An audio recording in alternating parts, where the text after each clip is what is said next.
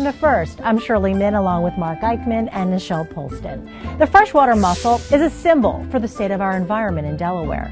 A report on why we need this bivalve in our ecosystem. In the mood for a snack? Let's take a trip into the woods to find the perfect food. It's our partner feature with Delaware Today magazine. First, your public media news magazine starts now.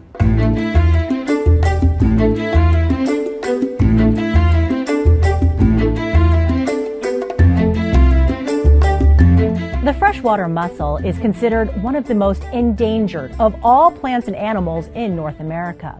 Not a lot of people know that, but the Partnership for the Delaware Estuary is hoping to raise awareness in hopes of restoring the population in our rivers and streams. We introduce you to the freshwater mussel in our first look and explain why you should care about this little-known bivalve.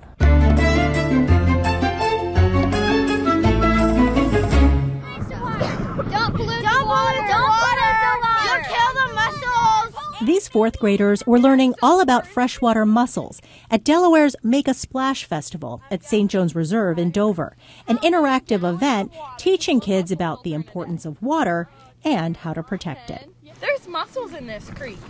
The Partnership for the Delaware Estuary put a spotlight on this little-known bivalve. 100 years ago, 200 years ago, most of our streams had large numbers of mussels, and each mussel is going to filter 10 or 15 gallons of water every day, helping to keep the water clean. They're like little natural water treatment plants, but they're at risk.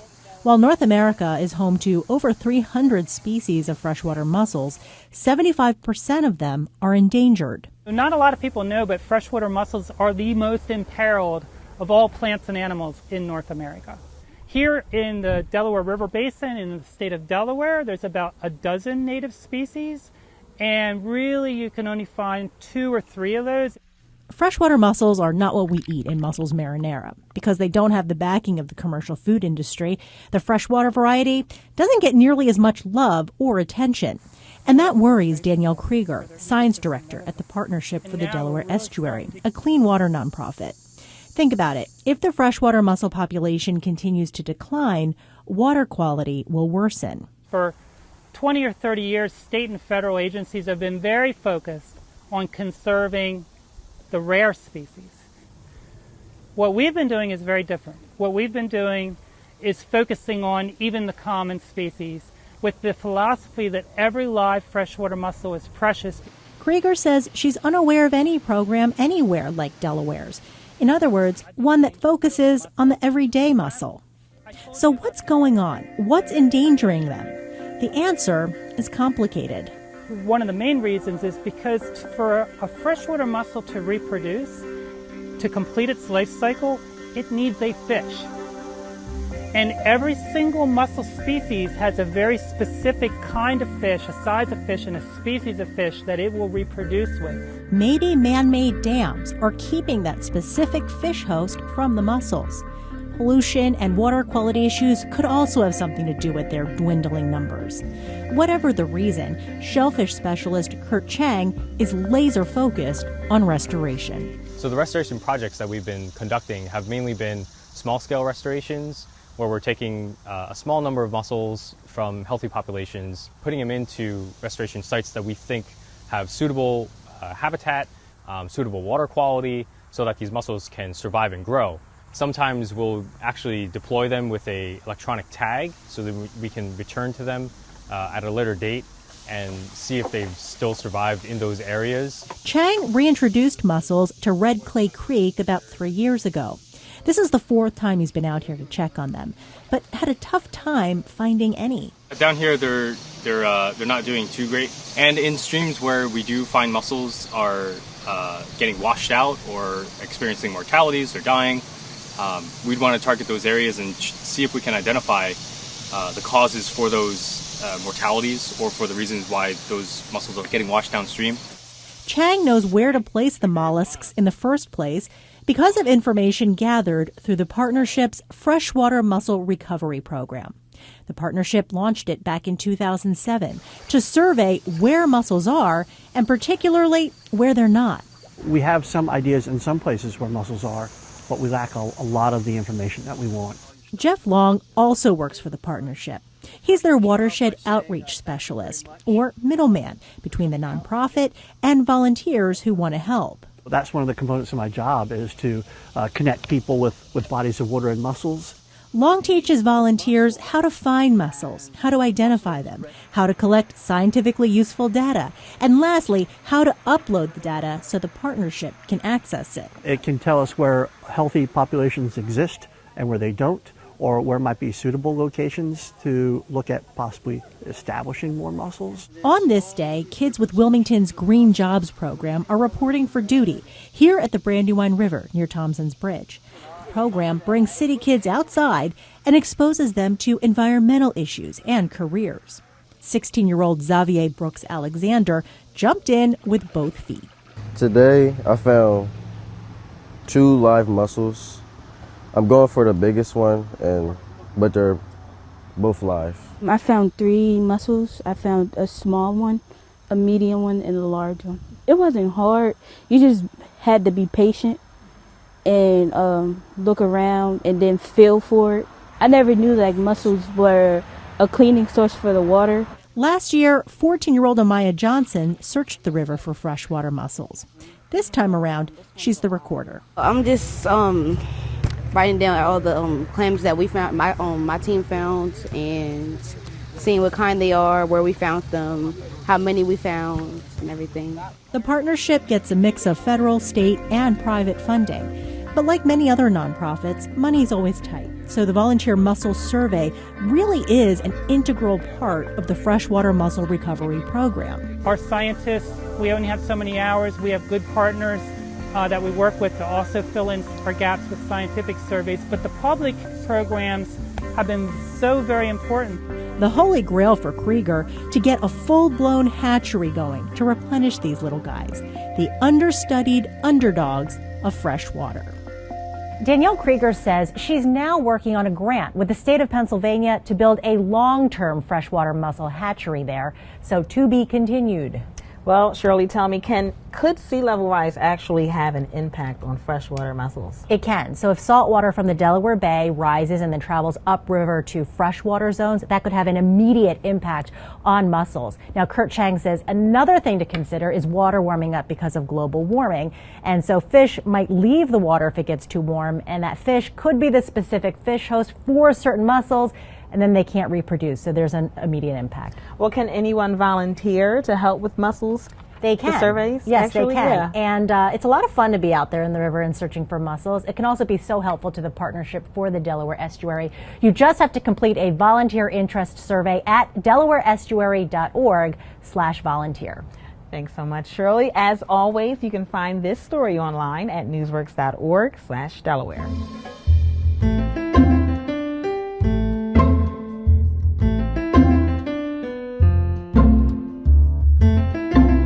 We're a little more than halfway through this week's First, so maybe we should stop for a snack. No prepackaged goodies here, though. Instead, we have another idea. Our partners at Delaware Today magazine piqued our interest about the age-old practice of foraging. We decided to go on a hunt to find wild foods growing all around us, and we found the perfect place to do it.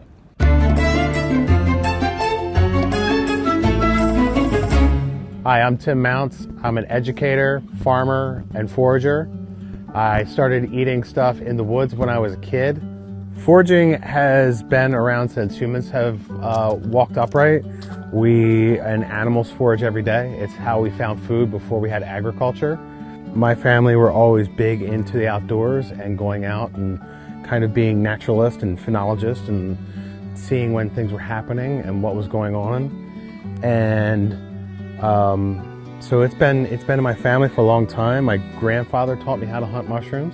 We're in northern Delaware at Winter Tour. My wife works and we live, and we are in a mixed deciduous forest. We're looking for things that grow in associations, and that's how we kind of find the things that we're looking for. Right, yeah, this is garlic mustard. It's part of the mustard family. The seeds you can actually make mustard out of. And the leaves, we make dips out of them. We eat them raw on sandwiches. Fall here in northern Delaware and southern Pennsylvania is one of the best times to be foraging.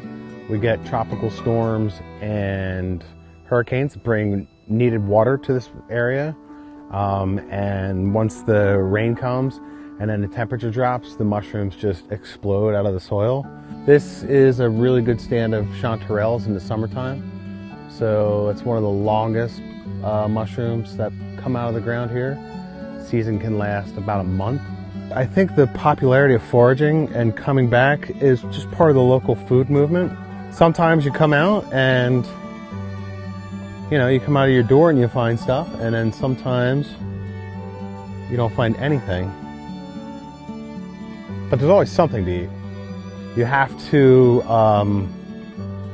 learn from somebody that knows what they're doing. You can't just come out here and eat a mushroom, because you could really end up dead doing that real fast. So, I tell people that want to get into foraging to start with easier things and smaller things, and wait till they can take a class on mushrooms or walk with somebody that really knows what they're doing.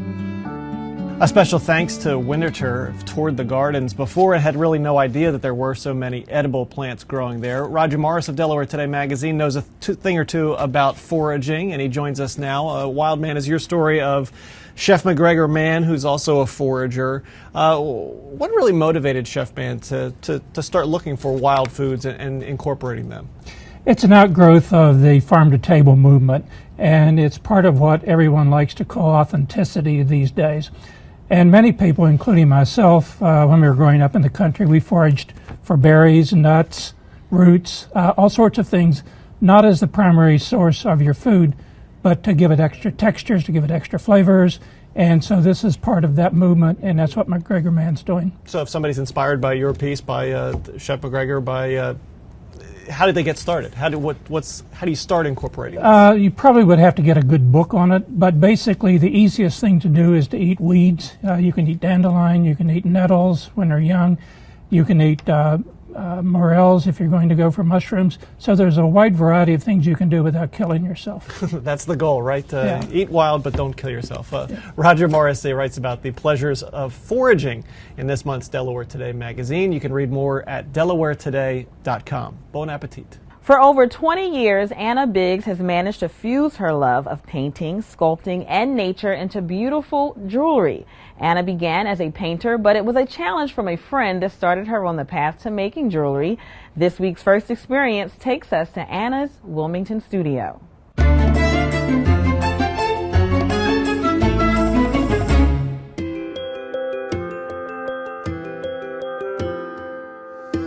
My name's Anna Biggs, and I'm a jewelry artist.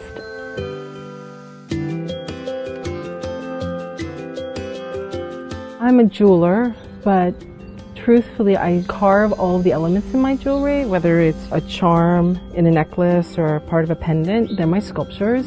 It's basically sculpture to wear. I consider myself a sculptor. A friend of mine, she said, "Hey, Max and I are getting married. We want you to do our wedding bands." He said, "I don't know the first thing." She's like, "Well, you're a smart lady. You have 6 months. Figure it out." So I started carving, and I went back and got a second degree at the Fashion Institute of Technology in New York for the mechanics of jewelry.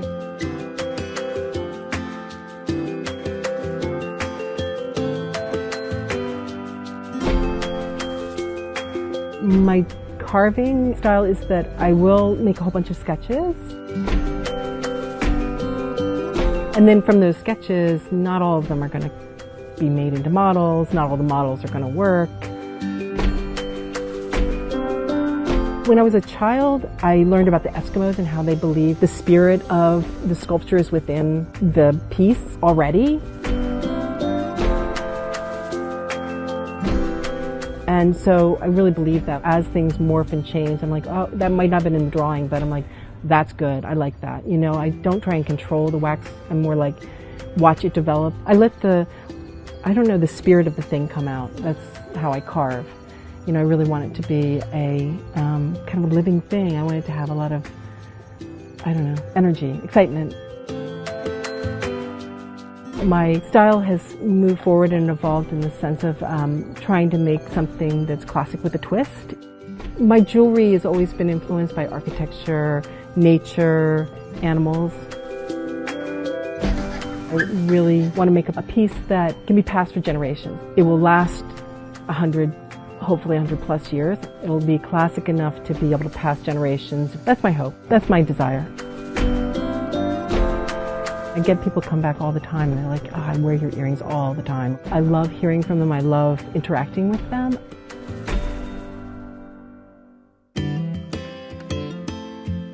Designing the next collection, it's carving those pieces. That to me is the very best. It's that discovery moment, seeing what will come out of the wax as I carve it. Every piece is like my best favorite piece until I make my new next favorite piece.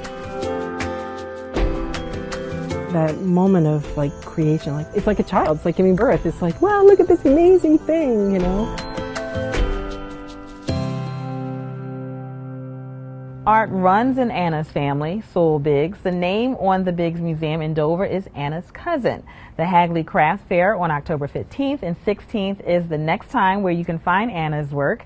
Learn more at annabiggsdesigns.com. And next week on First, an underwater power line from New Jersey to Delaware is on hold after Delaware leaders objected to the cost to ratepayers. And we'll talk to the Republican candidate for Congress, Hans Riegel. That is First for this week. We thank you for watching. For Nichelle Polston and Mark Eichman, I'm Shirley Min. Have a great week. Hen of the Woods looks like a chicken sitting in the woods, but Chicken of the Woods is bright orange, also called a sulfur mushroom because of the color, and that tastes exactly like chicken. Texture, taste, everything.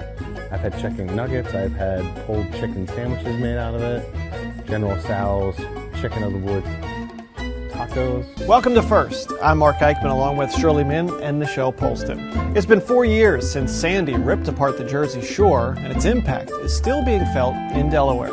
October is Breast Cancer Awareness Month. Preventing cancer is important, but also living a healthy life post-treatment is also important.